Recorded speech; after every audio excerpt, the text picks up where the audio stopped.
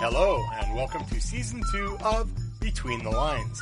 On this podcast, you will hear about and from lesser-known Canadian authors and writers who, for whatever reason, have remained under the radar of traditional publishers and publishing houses. You will also hear from editors, literary agents, and publishers in the hopes of giving us all a better understanding of how it all works together. If it has something to do with writing or the writing process, you are going to hear a discussion about it here. I'm your host, Randy Lacey. I'm encouraging you to grab your bevy of choice, get comfy, and get ready to go between the lines. People come into writing in several different ways. For some, it was a teacher at school handing out a writing assignment, while for others, it may have been by reading and wondering if they might be able to write. Every writer has started their writing journey on a different path. Each writer's journey will be different, yet similar. But one thing all writers have in common is a different destination. Hello, and welcome to another episode of Between the Lines. On today's show, I will be speaking with Rosalie Knogler, who writes historical fiction as well as children's books. Perhaps through this discussion, we'll see if she even has more to offer. Hello, Rosalie, and welcome to Between the Lines. Hi, Randy. I apologize about that. First day with new eyes, I guess. I do not know. I can't say. Rosalie, I wonder if you would be so kind as to spend a few minutes telling the listeners a little bit about yourself. What makes you get up every morning, or your family. Something that you'd like to share. Okay. I grew up in a small town in Saskatchewan, one of 10 children. After graduation, I worked in banks and doctors' offices and architects' offices in Saskatoon and in Ontario. I like being active. I do hiking, biking, quilting, singing, horseback riding, sailing, and traveling around the world. My husband and I have 2 daughters and 1 grandchild. About 40 years ago, we moved out here to Victoria, BC, and started building houses. And we loved the warmer weather. So for many years, we split our time between Victoria and Arizona. So we're retired now and got lots of time on our hands. So you said one of 10 children? There's 10 children. Oh, my goodness. I'm the oldest daughter. And from Saskatchewan, so I'm putting some logistics together here. If I'm not mistaken. Cold winters make warm bedfellows, right? Okay. Wonderful. That's we'll get right into what I call question period, if that's all right with you. Mm-hmm. First question then would be, when you write a children's story, do you have an age range that you try to write to, or that you aim for with your stories? I like taking photos, so that's what I chose as my medium. Younger children, they can relate to real things like cats and dogs and rabbits and birds and things. So I guess the age range would be about 2 to 8, although grandparents and parents have told me they really enjoy my books too. Kids can certainly relate to pictures very easily, and if there's something to draw their eyes to, I guess the story is just secondary because they're listening while they're looking at the picture. Exactly. And you said you have 1 grandchildren, so was any of your books aimed at your grandchild? Well, I wrote the first book. I'd almost finished it when we found out we were going to be grandparents. So it was like serendipity. Well, there you go. What scares you the most about the children's book genre? Well, there's so much competition out there. I recently did a reading at Indigo Books, and I looked around and there's just mountains of books everywhere. I was looking at some of the titles. Some are pretty dark these days. It's not just for fun anymore, which is okay.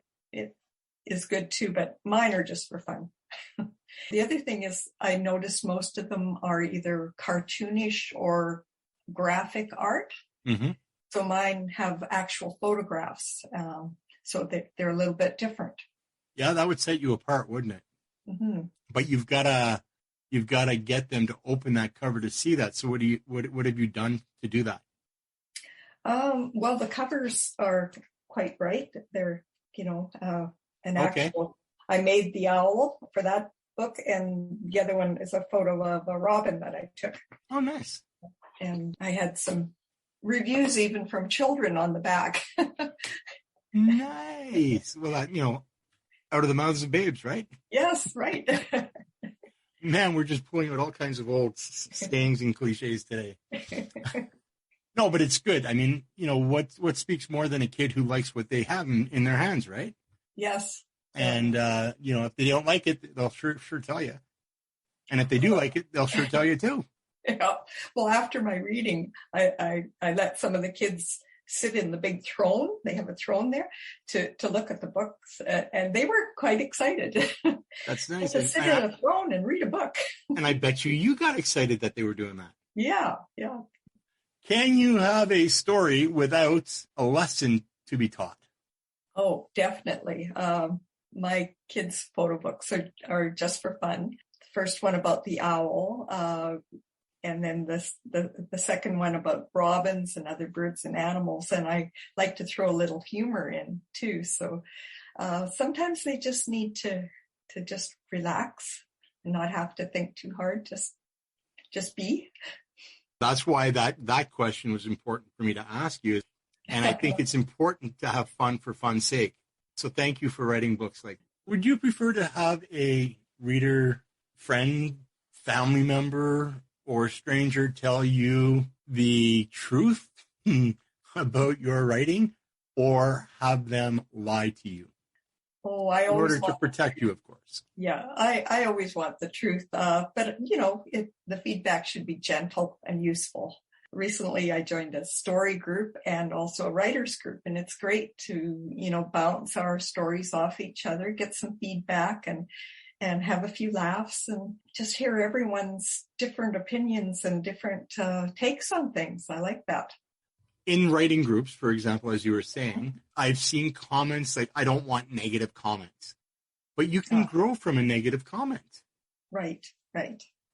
So, I mean, I've never been one to like fluffy responses or feel good responses or tickle my ear kind of thing. No. Tell it to me and I will deal with it. Exactly. If it's garbage, tell me why it's garbage. Or if you don't like it, tell me why. So I can make it better. Exactly. I like that for sure. Where people are too sensitive? Is that a fair thing to say? Some people are just way too sensitive. Yeah, I think so. As well, moving along to the next one, what is the hardest thing you ever had to or tried to write? Book of historical fiction that I'm writing right now. It's about my ninth great-grandmother, and she was in the very first group of Filles de Roi, the king's daughters that came to New France in 1663. Oh, wow. So there's a ton of research to do, and I'm finding sad stories, but also joyous times, and trying to fit that all in with history and just it's overwhelming at times, but I'm loving it. How do you determine what is important enough to go in and what's not? My gut feeling, like I think of her, what she went through. She was a 27-year-old widow with 2 young daughters and had to make that decision. Do I go? Do I not? It's a forever, because nobody came back after when they went to that situation. So, and then she died a few years later. So her daughters had to deal with their stuff too. So it's amazing. There's an important place for that stuff, just on the historical aspect of it, but you throw in imagination into that, and it's an even more beautiful place to be. Of touch, taste, sight, smell, and sound, which do you incorporate into your writing the most? I'm very visual, so mostly I see things, but I also have been dreaming of my characters at night. I don't know if that's weird. Oh, But I'm trying to incorporate more of the other senses too now. I actually have to tell myself, okay, how about some sounds? How about some smells? well, especially if you're doing historical fiction, I guess that would add to the realism of the period that you're trying to write about. Mm-hmm.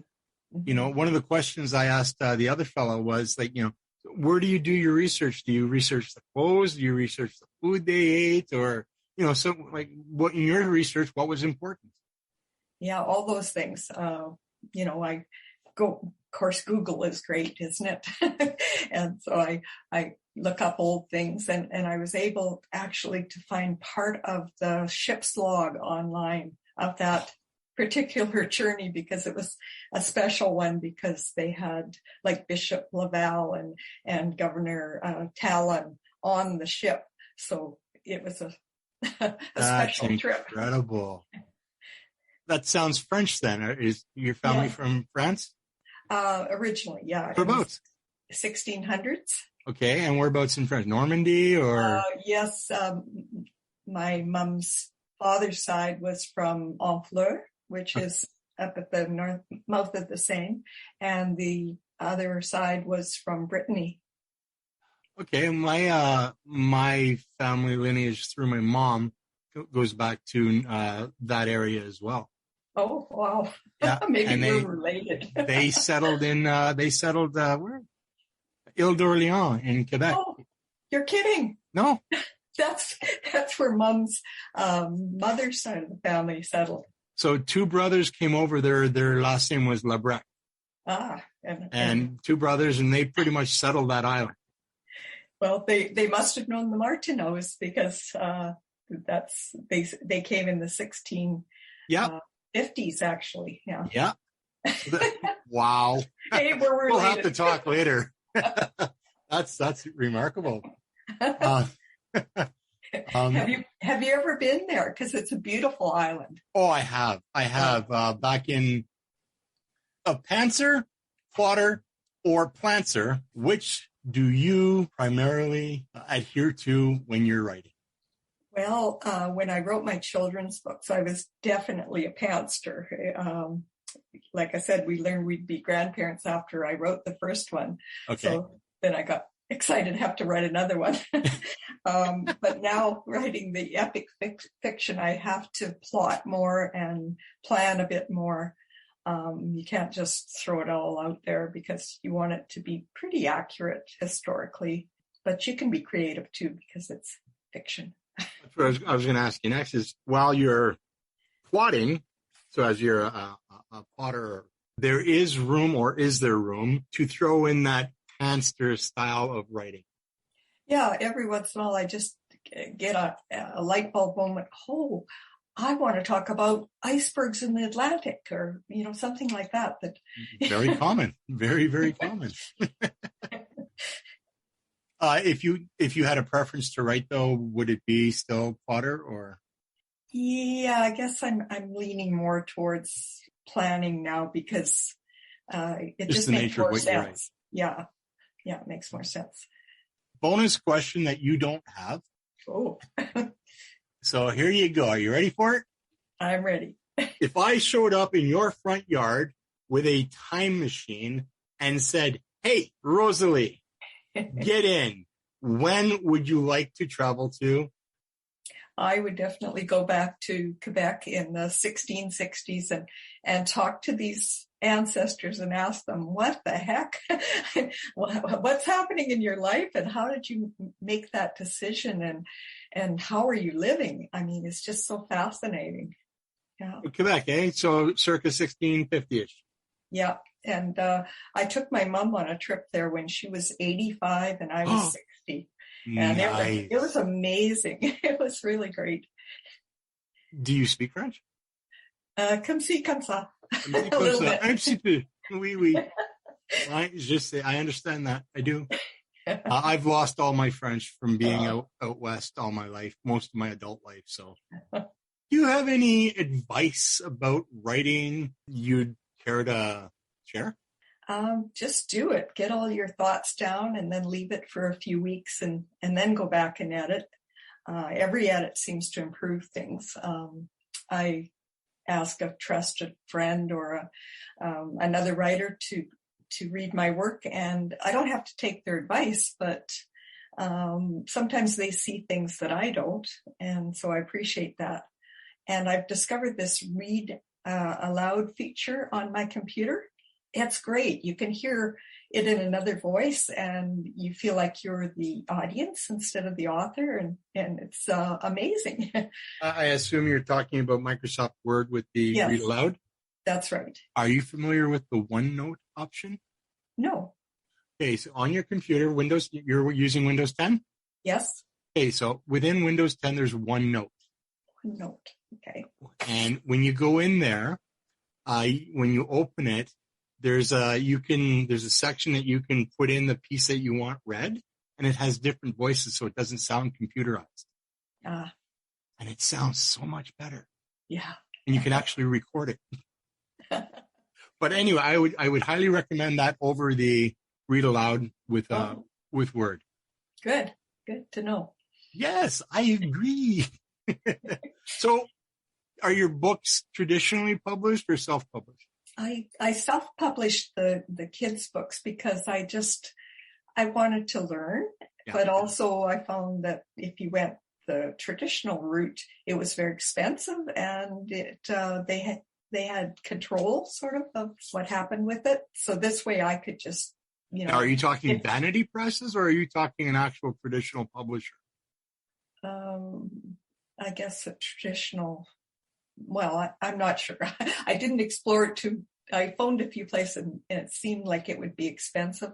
So then I went to my local Island Blueprint company that has a book division. Okay. And so I made files and they printed them, and they'll print as many as I want. Okay. So I started out with 50 and now I'm up to over 200 that I've had printed. And oh, nice. Yeah. All right, so we're going to go to the section part 2 called Shameless Plugging, and this is where you get to plug things that you are doing or have done. So number 1, what works do you currently have in publication? So plug away. Okay, My Little Owl was my first book, and it received a Greater Victoria Public Library Emerging Author Award. That's a mouthful.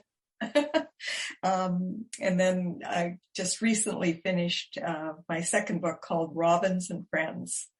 And they're both, like I said, photo books.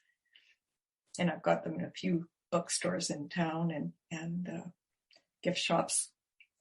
Have you thought about donating to the library? Yes, that's part of the deal. When you get this award, you donate a book, and then they might order a bunch after that. Oh, okay. Yeah. Do you well, obviously you do because you're doing historical fiction now, but do you have anything you're currently working on? And if so, how close is it to being completed?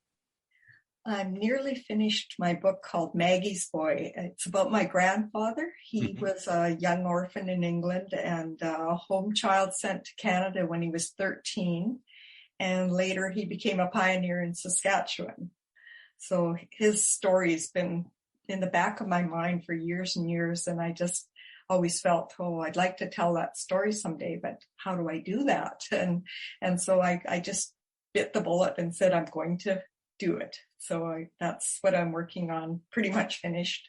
And I might get an editor to, help me finish it, to see what needs to be tweaked.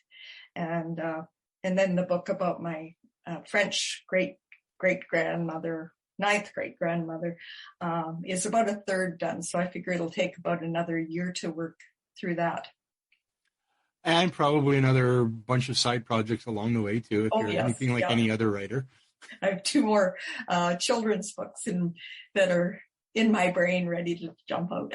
Well, there you go. That's fantastic. So you like to write, obviously. I do, yeah. And you have no problem finding things to write about. No, not at all. Okay. Is there one of your books which I really don't like asking this, but I have to because I have to. Is there one of your books which you are more particularly fond of, and why? Well, my first book, My Little Owl, was special because it came about early one winter morning about a year ago. I was feeling kind of down and it was still dark out, so I got up to read, and all of a sudden I heard this owl right outside the window, and for some reason it felt to me like it was my dad come to visit, and he's been gone 12 years, but we were always very close. So I made the felted owl that day and started taking pictures of it, doing everyday things like hiking and biking and going to the store and the library and things like that. So that was a special book, and I dedicated it to Dad. And then I thought, well, I better write one to dedicate to my mom now. So that's how the other one came about. Interesting. Thanks for sharing that. That was a good memory. Where can people contact you or connect with you? Do you have like Facebook or a website, snail mail? Do you blog, Meta or Facebook, whatever, TikTok, Instagram? I could go on. Twitter? I'm pretty old school right now and pretty new at this. So right now I just have my email, which is knogler@shaw.ca, spelled Knogler. And I'm hoping to have a website soon so that I can sell my books and my quilts and my wall hangings. Okay. Yeah. Yeah, and you're not on Facebook. Well, just personally, not. I once in a while I'll put out a picture of one of my books and say, hey, but I only have, maybe 70 friends on there. I haven't gone crazy. Finally, do you have any words of advice or wisdom, rather, to impart before we finish? Doesn't have to be about writing. It could be. Okay. Well, enjoy the process. I've always liked writing and wanted to try something bigger, but never had the time. So when COVID hit, I thought, you know what? I've got no distractions anymore, no meetings, whatever. Just do it and have something to show at the end of this weird time. What do your daughters think of your writing? Oh yeah, they're great with it. I was a little, shy about, this is what I wrote, but in fact, one of them thinks she wants to write now, so that's good. You go. That's awesome. So you're talking about your children's books, or are you talking about your bigger projects? Well, she would write her own story, sort of like you. Right. Yeah.